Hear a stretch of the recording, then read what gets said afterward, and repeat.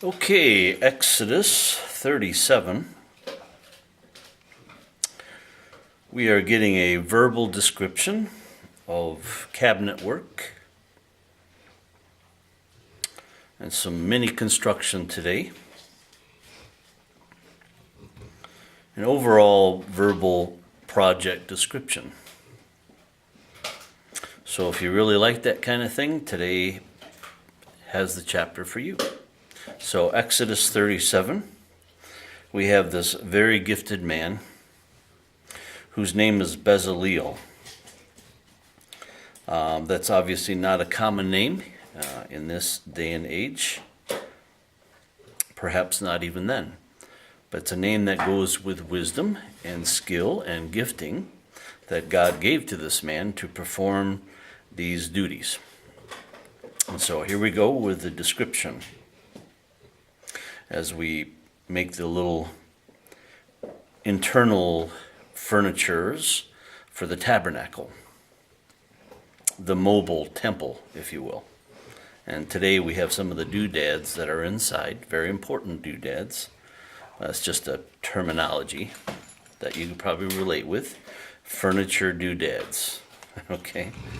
Very important doodads. So here we go.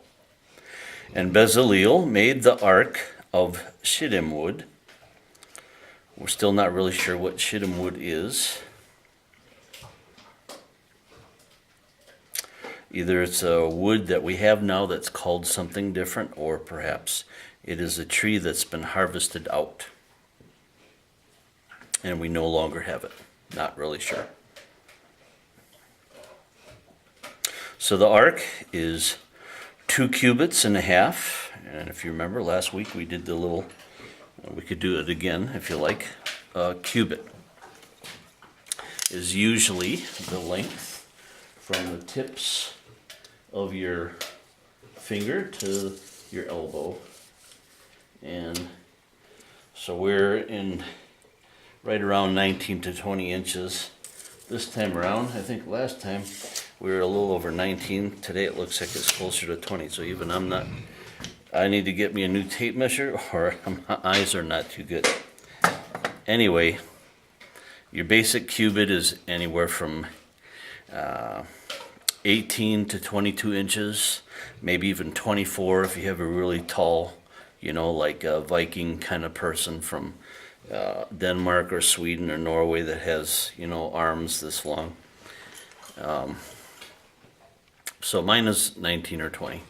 The norm is about 18 inches, but that's your basic cubit. So anywhere from 18 to 24 inches would pretty much put anybody in that category of the measurement from the elbow to the tip of your middle finger. Somewhere in there. And so the ark is 2.5 cubits was the length. And you can whip out your trusty calculator and do the math on that for your cubit length on your measure from your elbow to the tip of your finger, and multiply that by 2.5, and that would give you an approximate how you would build the ark. So it was 2.5 cubits long was the length, cubit and a half breadth, and the width, and a cubit and a half the height. So it's your basic box, and that's basically what ark is a box, like the ship, the ark that Noah took the animals on a little sea-going ride. It was a big ship box and with a roof on it. And this ark is going to have a roof on it too, and it's called the mercy seat. And it's going to have angels on it, cherubim, facing each other with their wings spread out, covered in gold. So here we good. So we're moving on. And he overlaid it with pure gold within and without, and made a crown of gold to it round about. So the little crown, if you ever put crown molding in your house, doesn't mean it's a crown, it just means that type around the outside. Crown molding on the inside of your, just below your ceiling, and using a little opposite of wainscoting, except around, and then painted a different color. Kind of cool. So this has the ark with a little crown around it of gold. And he cast for it 4 rings of gold to be set by the 4 corners of it, even 2 rings upon the one side and 2 rings upon the other side of it. And he made staves of shittim wood and overlaid them with gold. And he put the staves into the rings by the sides of the ark to bear the ark. If you remember, they were not to put the ark on a cow cart or an ox cart. They were to be carrying it on their shoulders. There's a great principle there. And most importantly, what God has is holy. It's not something cheap to be thrown in the back of your pickup truck or cow cart. It is holy and is to be carried by men, because the Holy Spirit indwells men, not cows or your F-150 pickup truck. The ark is to be carried.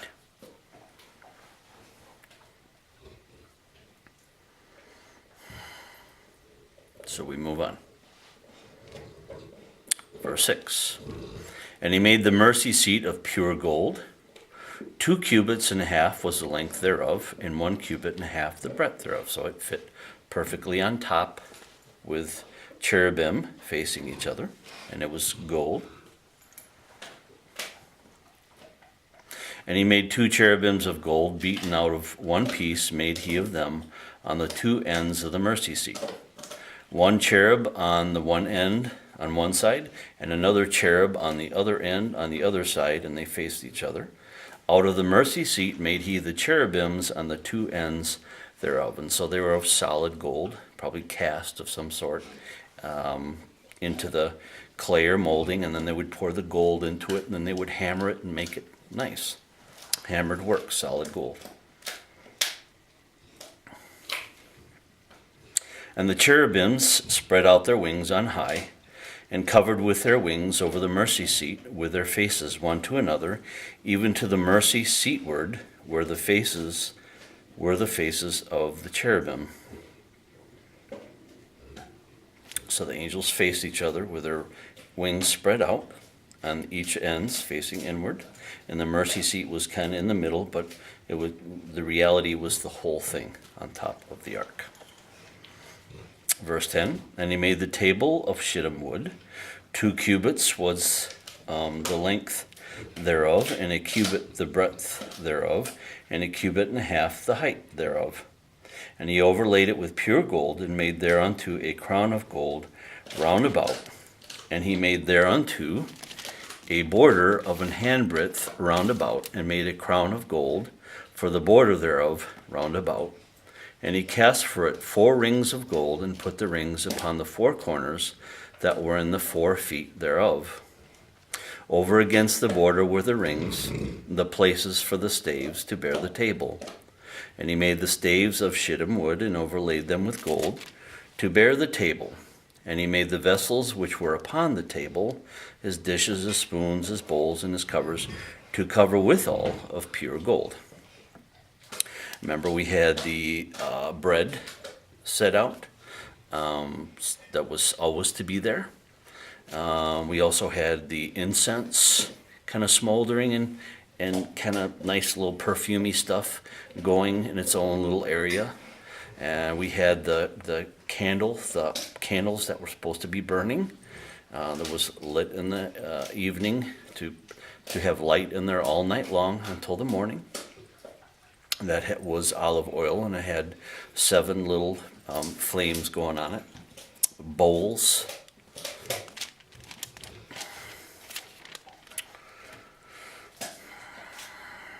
Verse 17, and he made the candlestick of pure gold, or the lamp stand, would be probably a better word. Of beaten work made he the candlestick, or the lampstand. His shaft, its branch, his bowls, its knops, and its flowers were of the same. and 6 branches going out of the sides thereof, 3 branches out of the candlestick, out of the one side thereof, and 3 branches of the candlestick out of the other side thereof.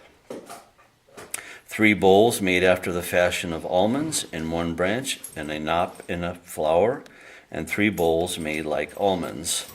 In another branch, a knop and a flower, so throughout the 6 branches going out of the candlestick. So 1, 2, 3 on one side, and 1, 2, 3 on the other side, and then you have the middle, and there's 7. And in the candlestick were 4 bowls made like almonds, his knops and his flowers. So it had some. This just wasn't like we have now, just plain a cast that was not very, craftsman-like. But they took a lot of pride in their work, and they had like little artistic flowers and almonds, and there was a lot more artistry, craftsmanship. I think that went into their things then. They took more, the detail was more there than it is now. If you get something that's just a round, you get a pole and it's round, So they took a lot of pride, especially in the making of these doodads, if you will, for the inside of the tabernacle.